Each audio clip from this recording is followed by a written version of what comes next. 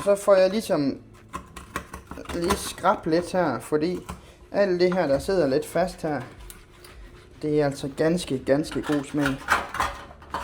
Det vil vi gerne have med. Så nu får jeg lige løsnet alt det her, der sidder lidt fast rundt i kanterne her.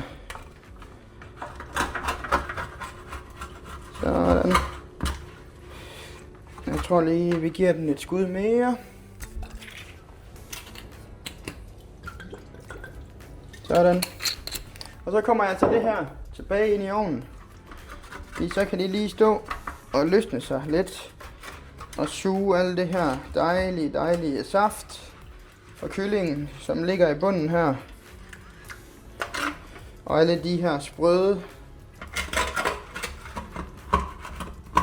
lidt brændte steder her,